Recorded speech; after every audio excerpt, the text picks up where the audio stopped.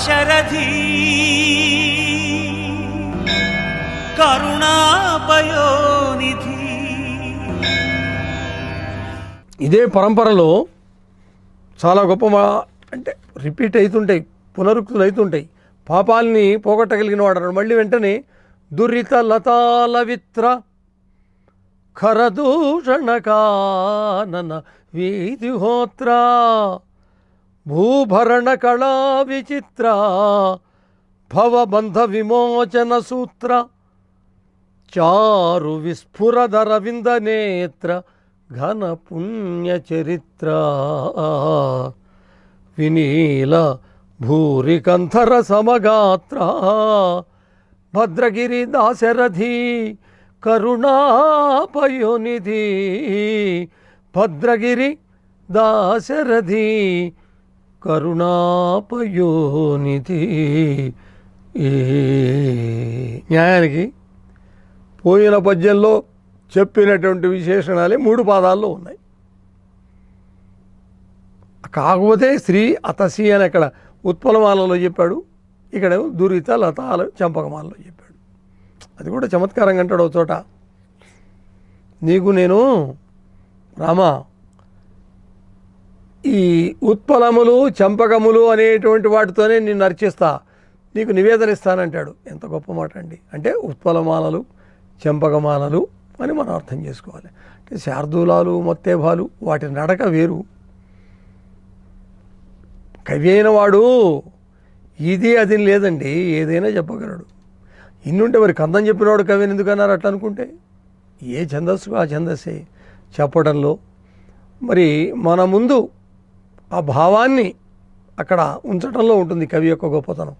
ఇక్కడ మళ్ళీ అక్కడ ఖరదూషణ కాననాది అని చెప్పాడు, గొడ్డలి అంటున్నాడు. మళ్ళీ ఇక్కడ కూడా అదే మాట, పాపములను దూరం చేసేటువంటి వాడు అన్నాడు. ఇక్కడ కూడా దురిత లతాలవిత్ర అంటే పాపం అనేటువంటి తీగల్ని నరకటానికి.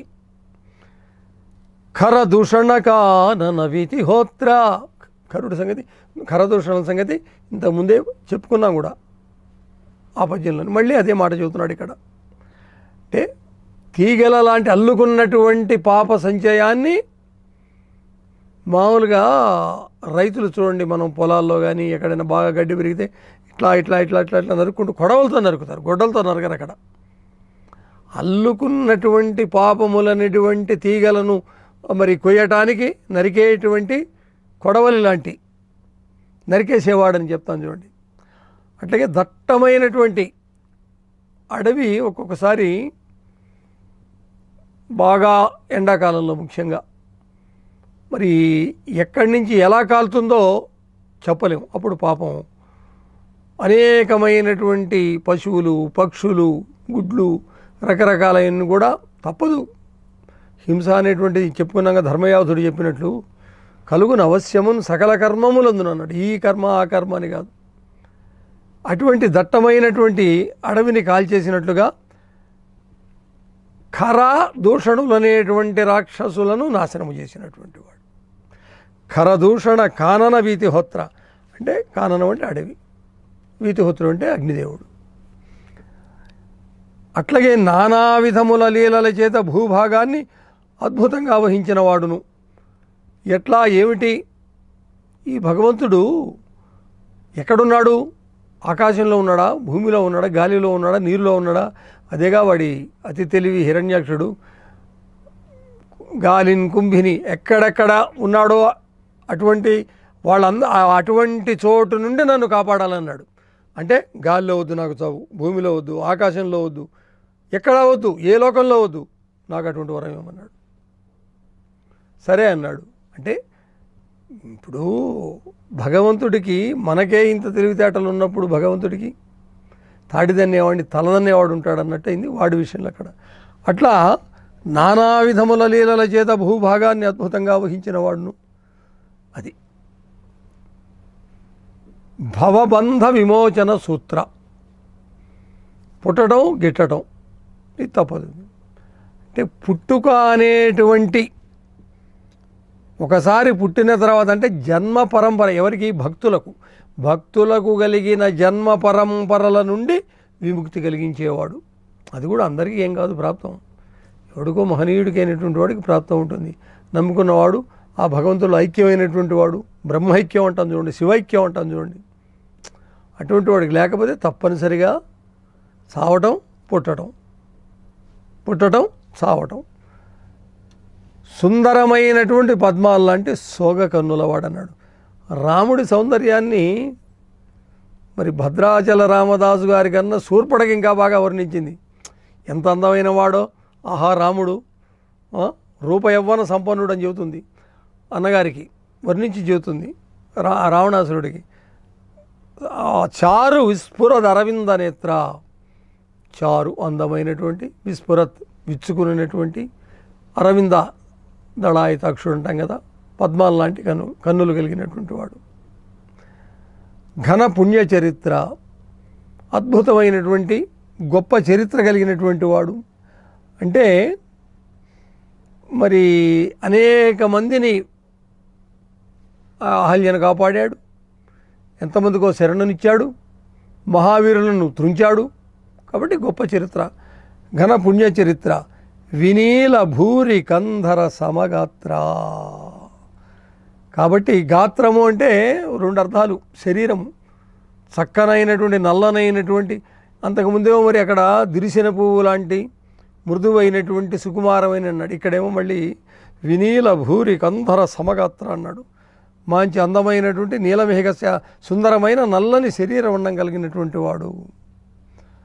మబ్బు వంటి సుందరమైన, మనము ఎప్పుడైనా కూడా నీలమేఘశ్యామ అంటాం, నీల గగన ఘనశ్యామ, గొప్ప పాటలు కూడా మనం విన్నాం, నీల గగన ఘనశ్యామ.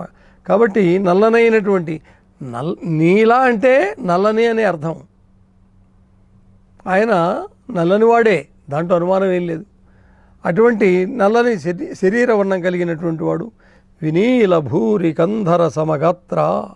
అయ్యా ఓ భద్రాచల రామ, ఇక్కడ ప్రతి మకుటం కదా అది, ప్రతి పద్యంలో కూడా భద్రాచలములో వసించినటువంటి లేదా కొలువు తీరినటువంటి ఓ రామ, కరుణకు సముద్రుడు లాంటి వాడా, నీకిదే నా నమస్కారము అంటున్నాడు రామదాసు గారు. అంటే రెండు విషయాలు ఉన్నాయి దీంట్లో. ఎవడైనా తర్వాత అంటాడులేండి, మొక్కితే నీకే మొక్కాలి, మోక్షం ఇస్తే నువ్వే ఇవ్వాలంటాడు. మానవులకు తెలుసు కాబట్టి మనము పుడుతున్నాము, చస్తాము, చచ్చిన తర్వాత మళ్ళీ ఏ జన్మెత్తుతాం అనేటువంటిది మనకు తెలియదు. కాబట్టి అటువంటి భవబంధ విమోచన సూత్ర, అది ఈ పద్యంలో ముఖ్యమైనటువంటి విశేషణం ఏంటంటే, ఈ చావు పుట్టుకలు వీటి నుంచి దూరము చేయగలిగినటువంటి శక్తి సంపన్నుడు ఎవడైనా ఈ ప్రపంచంలో ఉన్నాడంటే భద్రాచలంలో నివసిస్తున్నటువంటి శ్రీరామచంద్రమూర్తే అని స్పష్టంగా చెబుతున్నాడు. ఇక్కడ సౌందర్యం చెప్పాడు, పరాక్రమం చెప్పాడు, మరి ఆయన యొక్క గుణం చెప్పాడు. దురితలతాల విత్రాంతం కూడా ఒక నరుక్కుంటూ పోతాడట. ఎవరైనా ఏదైనా పాపములను గనక చేసినట్లయితే ఆ పాపములన్నింటినీ పోగొట్టి వాటిని పుణ్యాత్ముడిగా చేయడం అనేటువంటి లక్షణం కూడా శ్రీరామచంద్రమూర్తిలో పుష్కళంగా ఉంది అని చెప్పటమే ఈ పద్యంలో ఉన్నటువంటి. అంటే పైన చెప్పాడు కదండి, ఖరాది దైత్య కాంతార కుఠార అన్న తర్వాత మళ్ళీ ఎందుకంటే ఈ విశేషణం. అంటే ఇక్కడ దురితలతాల విత్ర భవబంధ విమోచన సూత్ర అని చెబుతూనే దాన్ని కొంచెం దిగుణకృతం చేసి నొక్కి చెప్పడం ఉంటాను చూడండి. ఆ విధమైనటువంటి ఆ విశేషణంతో దీంట్లో ఈ పద్యంలో ముగించాడు భద్రాచల రామదాసు. అంటే శ్రీరాముడు ఈ భూలోకంలో అవతరించిన విష్ణుమూర్తి, అది చెప్పాల్సిన పని లేదు. శ్రీరామ సీతగాక నిజ సేవక బృందము పద్యాల్లో వస్తాయి, ముందు పద్యాల్లో వస్తాయి. భూమిని సంరక్షించవలసిన విధి త్రిమూర్తులలో విష్ణుమూర్తికే ఉంది. చూడండి మీరు ఎప్పుడైనా ఏ గాథల్లో కూడా ఎవడో భయంకరంగా తపస్సు చేయటం, పరమేశ్వరుడు ప్రత్యక్షం కావటం, లేదా బ్రహ్మదేవుడు ప్రత్యక్షం కావటం, వాడికి వరాలను ఇవ్వటం, వాడు లోక కంటకుడు కావటం, ఆ లోక కంటకుడు అయిన తర్వాత మళ్ళీ దేవతలే వచ్చి మొత్తుకోవటం, ఆ విష్ణుమూర్తి గారి దగ్గరికి పోవటం, విష్ణుమూర్తి గారు ఏదో రకమైనటువంటి పన్నాగముతోటి వాళ్ళందరినీ ఆ దుర్మార్గులైనటువంటి రాక్షసుల్ని సంహరించి దేవతలను సంతోషపెట్టడం. ఇదే కదా, అదే పని చేయడానికే శ్రీరాముడు భూలోకమునకు అవతరించాడని చెప్పటానికి అనేక అవతారాల్లో ఈ విధిని నేర్పుతో నిర్వహించినటువంటి వాడు శ్రీరామచంద్రమూర్తి. అంటే దాన్నే మనం ఏమంటాం, లోక కళ్యాణం, నిత్య కళ్యాణమూర్తి, సత్యపాలన చక్రవర్తి. వెంకటేశ్వర స్వామి గురించి అద్భుతమైన పాట. ఆ వెంకటేశ్వరుడే ఈ విష్ణువు, ఈ విష్ణువే ఆ వెంకటేశ్వరుడు. కాబట్టి లోక కళ్యాణం కోసం విష్ణుమూర్తి కూర్మావతారాన్ని వహించిన ఘట్టం మనసులో పెట్టుకొని కాబోలు కవి భూభరణ కళా విచిత్ర అనేటువంటి మాట దీంట్లో వాడాడు. ఆయన అవసరమైతే చేప కాగలడు, తాబేలు కాగలడు, పంది కూడా కాగలడు. మరి న్యాయానికి కొంచెం నీచంగా చూడంగానే కొంచెం అసహించుకునేటువంటి జంతువు. అంటే సజ్జనులను కాపాడటానికి విష్ణుమూర్తి భగవంతుడు ఏ అవతారమైనా ఎత్తడానికి సంసిద్ధుడే. సజ్జనులను అంటే పుణ్యాత్ములను కాపాడటం అనేటువంటిదే ఆయన యొక్క దీక్ష అనేటువంటి విషయాన్ని ఈ దురిత లతాల వితరలో చక్కగా అద్భుతంగా వర్ణించాడు.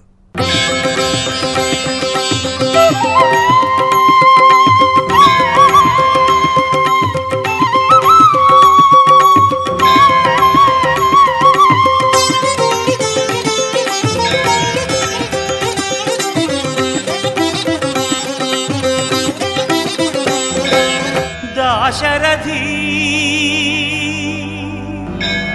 కరుణాపయో